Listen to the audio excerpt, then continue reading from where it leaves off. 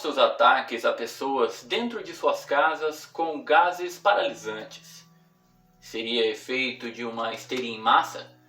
Odores de resíduos tóxicos? Ou realmente era um criminoso que estava agindo ali?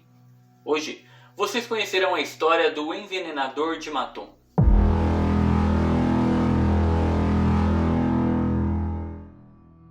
Sejam muito bem-vindos ao Espaço Obscuro, meu nome é Flávio, e se você já me acompanha aqui, não esqueça de deixar o seu like no vídeo, para o YouTube divulgar esse vídeo e entender que ele é um conteúdo relevante para a plataforma. Se você não for inscrito, inscreva-se, ative o sininho das notificações para você não perder nenhum dos próximos vídeos. Hoje eu tenho dois recados para vocês. O primeiro é sobre a parceria com a minha amiga Graziella, que também faz parte dos Criadores do Terror. O canal dela é focado em terror oriental, mais precisamente em filmes, séries e animes. Entrem lá, deem uma olhada, inscrevam-se, tenho certeza que vocês vão gostar. O segundo recadinho de hoje é sobre o aplicativo dos Criadores do Terror. Se você aí já passou por problemas para receber as notificações aqui do meu canal, Espaço Obscuro, ou de qualquer um dos canais dos Criadores do Terror, esse aplicativo é para você. Além disso, ele oferece muitas outras funcionalidades, como postagens, dicas de livros, atualizações sobre os canais e muito mais. Eu vou deixar aqui embaixo na descrição do vídeo o link do aplicativo na Play Store. Baixem o aplicativo, cadastrem-se e nunca mais fiquem sem notificação dos nossos vídeos.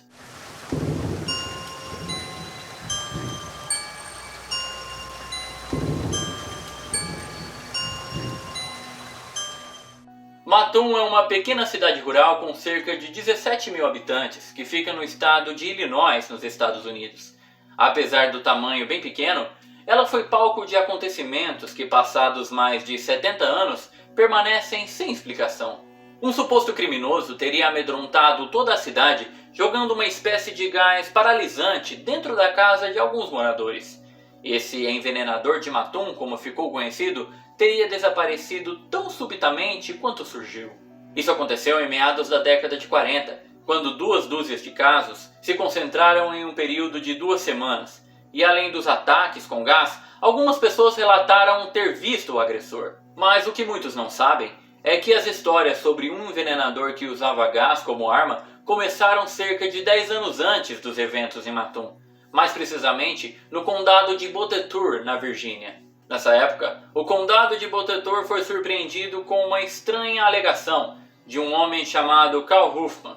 Ele tinha esposa, 6 filhos e um amigo em sua casa, no momento que eles disseram ter sido atacados por uma espécie de gás. Segundo eles, por volta de 10 horas da noite, um tipo de vapor amarelado começou a encher a casa. Esse vapor teria deixado a senhora Huffman muito nauseada. A senhora Huffman então foi para um quarto junto com 3 crianças que também estavam começando a se sentir mal. Seu marido saiu para fora da casa para tentar identificar de onde vinha aquele gás. Foi quando ele viu uma pessoa vestida toda de preto que parecia estar com uma máscara de gás antiga. Ele tentou correr atrás da pessoa, mas esse suposto criminoso saiu correndo.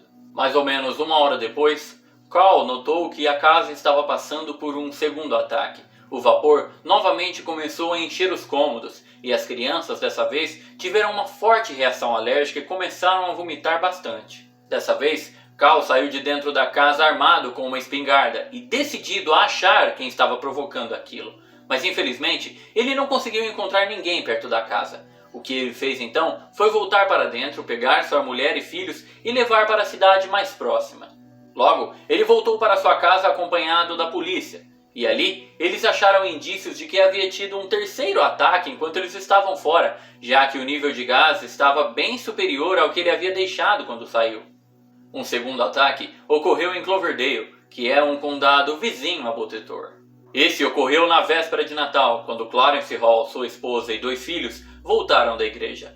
Minutos depois de entrar dentro de casa, eles perceberam um estranho cheiro no ar. Já sentindo os efeitos da névoa amarelada, o Sr. Hall descobriu que o gás vinha do porão que havia sido arrombado. A polícia e um médico foram até lá, mas infelizmente quando chegaram, todo o gás já havia se dissipado e não havia como identificar o que era. Na entrada do porão, nenhuma pista ou pegada foi encontrada, a não ser um pedaço de madeira que parecia ter sido usado para arrombar a tranca, dando assim ao criminoso acesso ao porão. O Sr. Hall levou sua família para a casa de amigos e depois convocou alguns vizinhos para ficar de vigilância durante a noite, esperando que o criminoso voltasse ao local. Mas infelizmente ninguém viu nada. Após esses 2 ataques, mais um ocorreu. E isso parece ter sido o estopim para a população ficar altamente alarmada e com medo de tudo aquilo. Inclusive, uma recompensa de $500 foi oferecida para qualquer pessoa que tivesse informações que levassem à prisão do criminoso do gás. Depois disso, mais alguns ataques continuaram ocorrendo, o que deixou a população em extrema paranoia. Os jornais locais publicavam a todo momento que a população estava aterrorizada com tudo aquilo, e na época até o New York Times fez uma matéria sobre isso. Depois do estado da Virgínia, foi a vez da Flórida relatar ataques bem semelhantes. E depois disso, o envenenador parece ter parado, até que em 1944, a pequena cidade de Mattoon foi o centro de novos acontecimentos relacionados a ataques com gás.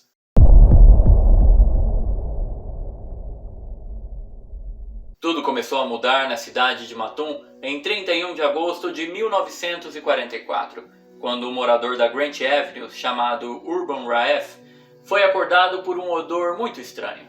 No momento em que acordou, ele sentia náuseas e muita fraqueza no corpo, e então começou a vomitar bastante. Sua esposa achou que ele estava sendo intoxicado, talvez por um vazamento de gás na cozinha, mas quando ela tentou levantar de sua cama para verificar o fogão, viu que estava totalmente paralisada e não conseguia se mover.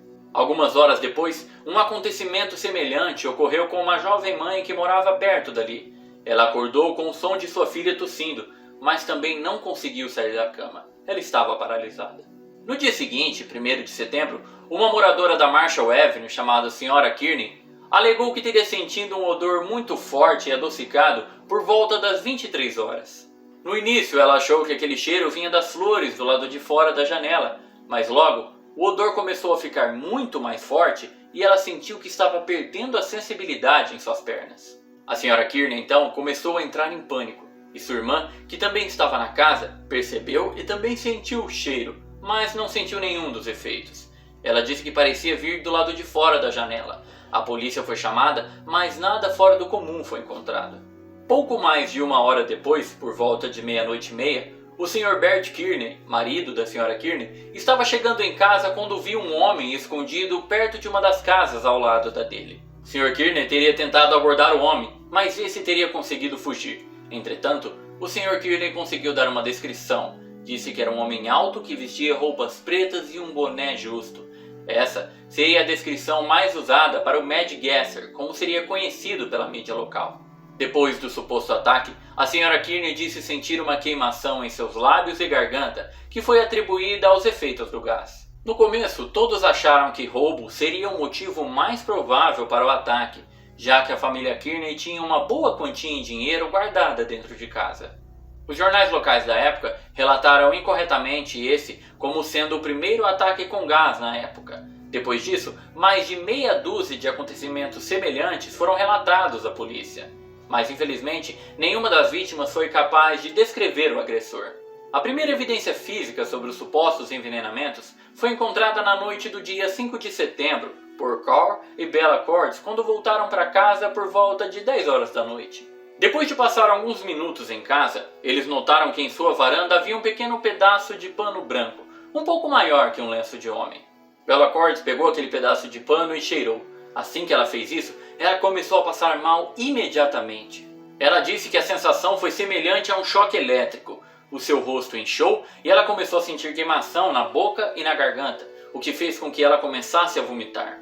Tal como as outras vítimas, ela também relatou sentir grande fraqueza física e paralisia temporária nas pernas. Bella chegou a pensar que o pano foi deixado ali para que o seu cachorro cheirasse e passasse mal, e assim o criminoso poderia ter acesso livre sem ser percebido à sua casa. O pano foi analisado pelas autoridades, mas eles não encontraram nenhum produto químico que pudesse justificar a reação que ela teve quando cheirou.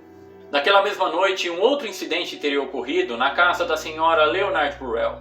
Ela disse que viu um estranho arrombar a janela do seu quarto e tentar jogar um tipo de gás nela. Felizmente, ela conseguiu se desvencilhar e o homem fugiu. Logo depois disso, a população começou a se preocupar muito com esses ataques de gás. E então, se reuniram para patrulhar as ruas, eles mesmos, os cidadãos, totalmente armados, para tentar intimidar o agressor.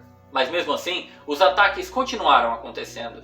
O FBI se envolveu no caso devido à grande repercussão e as pessoas estavam em pânico e a situação só piorava. Inclusive começaram a bolar teorias loucas. Alguns diziam que ele era um espião nazista que estava tentando se vingar da iminente derrota que a Alemanha estava prestes a sofrer na guerra. O povo estava tão descontrolado que chegaram a espancar um agente do FBI dizendo que confundiram ele com o criminoso.